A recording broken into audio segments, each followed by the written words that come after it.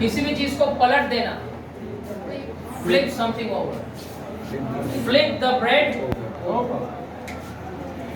Flip और over के बीच डाल देंगे जिसको भी पलटना। फ्लिप द ब्रेड ओवर, बोलिए फ्लिप द ब्रेड ओवर। क्या मतलब हुआ? ब्रेड को पलट दो। समझ में आ रहा है? Yes sir. जैसे flip the chapati over, flip the chapati over. चपाती को पलट दो।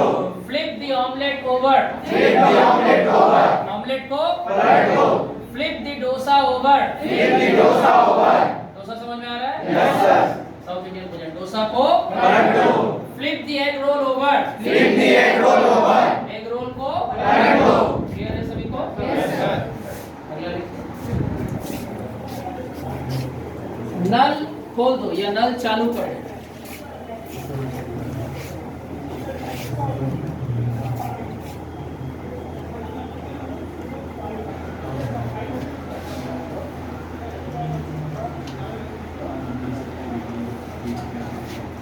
हर वो चीज जिसको घुमाकर चालू करते हैं उसको चालू करना को कहेंगे टर्न ऑन कहेंगे। ठीक है, और सिलेंडर गैस में भी वही लॉजिक है, और उसी तरह बंद अगर करना है तो टर्न ऑफ। नल हो, सिलेंडर हो, टैप हो, सिलेंडर हो, गैस हो। सिमिलैरिटी समझ में आ रहा है? घुमाना है।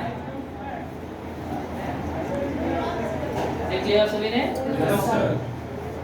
टर्न ऑन द टैप, बोलिए टर्न ऑन द टैप। क्या मतलब हुआ? सिलेंडर चालू करो, turn on the cylinder. Gas चालू कर दो, turn on the gas. Cylinder का नॉब होता है, गैस का रेगुलेटर होता है।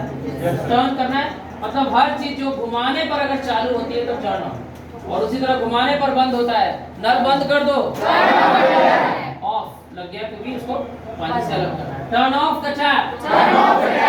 सिलेंडर बंद कर दो, turn off the cylinder. Gas बंद कर दो, टर्न ऑफ द गैस। फिर से करते हैं, turn on the tap, turn on the cylinder, turn on the gas, turn off the tap, turn off the cylinder, turn off the gas. Is this clear to everybody? Yes sir. Sir, can we say that turn on the pipe? हाँ बिल्कुल, वहाँ भी तो उसका वो की होता है। बिल्कुल सही है, वेरी गुड, वहाँ भी यूज करो। चलिए अगला लिखिए। मेरी तरफ घूरो मत, मेरी तरफ घूरो मत। घूरना कैसे कहेंगे इंग्लिश में? वेरी गुड, क्योंकि मत है तो शुरू किससे होगा? डोंट। जैसे मत खाओ, very good, don't stare at me. Stare का मतलब हो गया घूरना, किसी पर नजर टिका के उसी को देखना, और एट हो गया डायरेक्शन के लिए। सो डोंट स्टेयर एट मी, बोलो Don't stare at me. क्या मतलब हुआ? मेरी तरफ। मेरी तरफ घूरो मत। मेरी तरफ गुस्से से मत देखो। हिंदी लिखिए, मेरी तरफ गुस्से से मत देखो।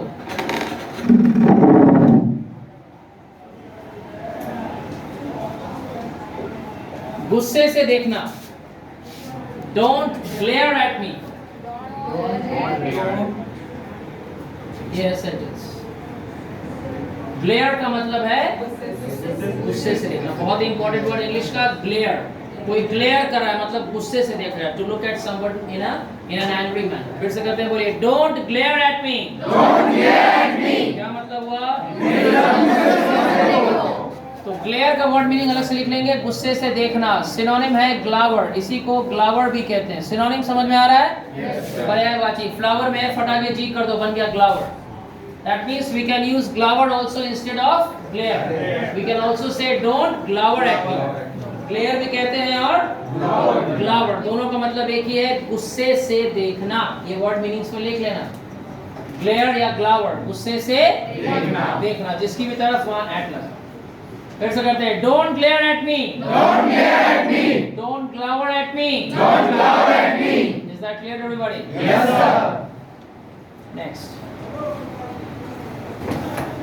मेरी गर्लफ्रेंड को आंख मत मारो। आंख मारना को इंग्लिश में क्या कहेंगे? हिंदी पे लिख लीजिए सभी लोग, बोलो। वेरी गुड, बिल्कुल सही। उसको विंक कहते हैं English. Don't wink at my girlfriend. आंख मारना समझ में आ रहा है? एक आंख बंद करके शरारत भरा एक्सप्रेशन देना। Wink at somebody, very important word. These are basic vocabularies, ये बेसिक वोकैबुलरीज है इंग्लिश के। विंक मतलब होता है आंख मारना, स्टेयर मतलब घूरना, ग्लेयर मतलब गुस्से से देखना। ये सब अलग अलग तरीके हैं देखने के। Are you getting the whole point? ये सब कनेक्टेड है, देखने के अलग अलग तरीके हैं। घूरा तो स्टेयर किया, गुस्से से देखा तो ग्लेयर किया या ग्लावर, आंख मारा तो विंक किया। और at direction clear. Don't wink at my girlfriend. Don't wink at my girlfriend. क्या मतलब हुआ? मेरी गर्लफ्रेंड को आंख मत मारो। क्लियर है सभी को? Yes sir. तो विंक का मतलब लिख लीजिए आंख मारना, किसी की तरफ आंख मारना, उसको क्या कहेंगे? उसको विंक कहेंगे। Don't wink. आगे बढ़ते हैं। तुम्हारी नाक बह रही है, अपनी नाक पोंछ लो।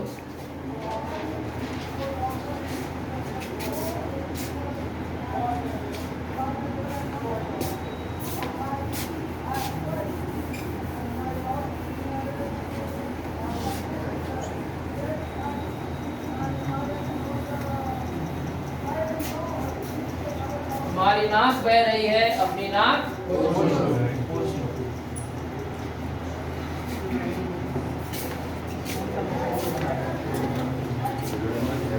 क्या बोलेंगे?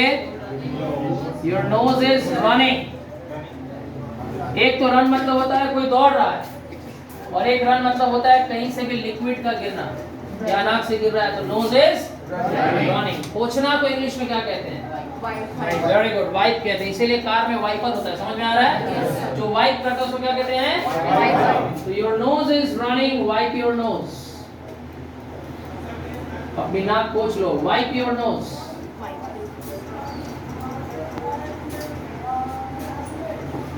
वाइप मतलब पोंछना। Does anybody have any doubts? No sir. Your nose is running. Your nose is running. Wipe your nose. Wipe your nose. Your nose is running. Wipe your nose. Your nose is running. Wipe your nose. ठीक उसी तरह अपना पसीना पोंछ लो। Wipe your very good। अपना खून पोंछ लो। Wipe your blood। very good। लिखते चलिए सब। Wipe your sweat। Wipe your blood।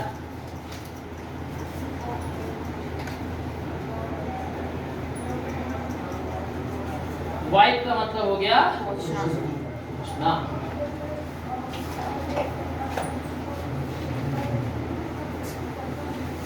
So let's do it again। तुम्हारी नाक बह रही है। नोज, नोज नहीं है, कुछ लोग नोज बोल रहे हैं, नोज नहीं, नोज। ज का साउंड है, ज, ज नहीं, ज।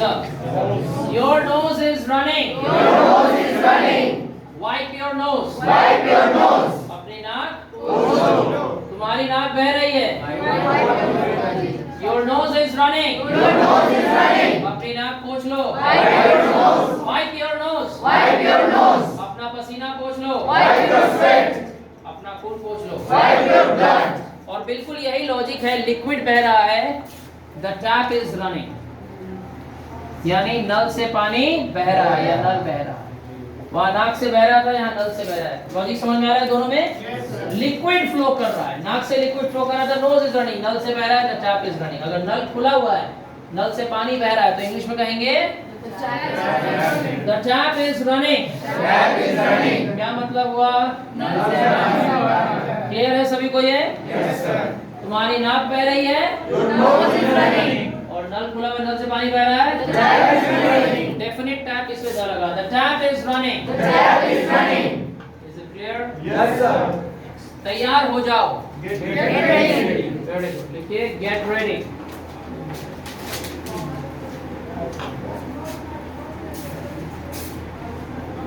तैयार हो जाओ, क्या कहेंगे? Get ready. Get ready. Next, बच्चों को स्कूल के लिए तैयार कर दो। बच्चों को स्कूल के लिए तैयार कर दो। पहले हिंदी लिख लेंगे।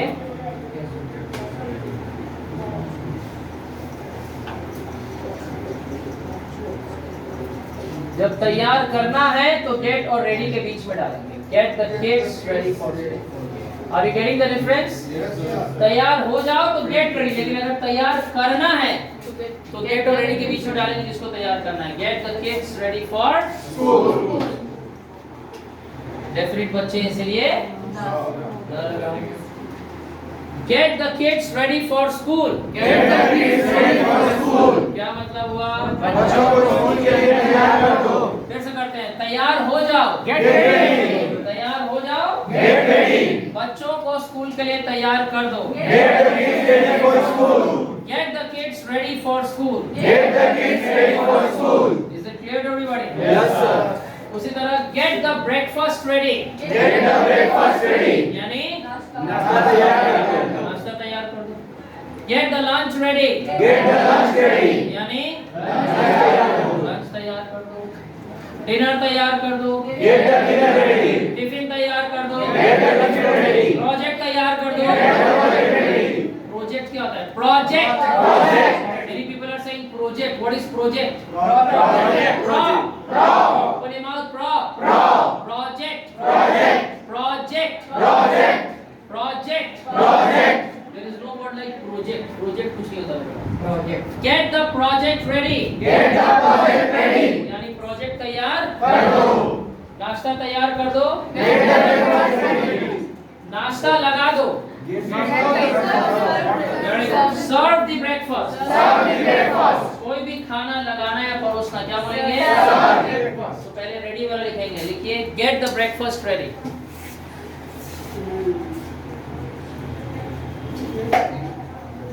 Gate the breakfast ready.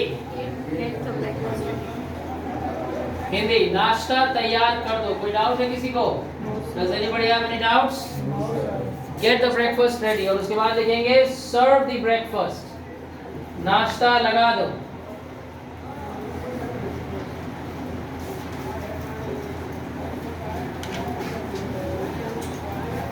या नाश्ता परोस दो। कोई भी खाना लगाना या परोसना उसको कहेंगे सर्व। डेफिनेट ब्रेकफास्ट ना लगा ऑब्वियसली। फिर से करते हैं, नाश्ता तैयार कर दो। Get the breakfast ready. Gate the breakfast ready. Get the breakfast ready. नाश्ता लगा दो। Serve the breakfast. Serve the breakfast. Serve the breakfast. Get the breakfast ready, serve the breakfast. Get the breakfast ready. Serve the breakfast. यहाँ तक clear है? Yes, sir. मेरे बालों से जुएं निकाल दो। लिखिए, मेरे बालों से जुएं निकाल दो। This is one of the toughest sentences to be translated from Hindi to English. Hindi से इंग्लिश के जो ट्रांसलेशंस होते हैं उसमें सबसे कठिन वाक्य में से एक है ये। बहुत ही टेढ़ा ट्रांसलेशन है इसका। कोई बता सकते हैं इसको इंग्लिश में कैसे कहेंगे? जुआ समझ में आ रहा है? जिसको हिंदी में ढील भी कहते हैं। बालों से ढील निकालना। Are you getting the whole point? Hindi समझ में आ रहा है? Yes, sir. बालों से ढील निकालना या जुए निकालना, इसको इंग्लिश में बोलते क्या? सबसे पहले तो जुआ या ढील को क्या बोलते हैं? लाइस। आप लोग जो लीस बोल रहे हैं वो गलत उच्चारण है। पहले तो ये समझिए कि जुआ या ढील को क्या कहते हैं। पहले तो अपने बेसिक्स थोड़ा स्ट्रॉन्ग कर लेते हैं। जुआ समझते हो ना? Yes, sir. कि ये होते बालों में पाए जाते हैं, अंडे लेके बालों में फिर और पड़ते हैं। लाइस, लीस नहीं कहते। जुआ या ढील को क्या कहते हैं? लाइस। और किसी के बालों से ढील चुन चुन के निकालना, जुए निकालना, इसको क्या कहते हैं?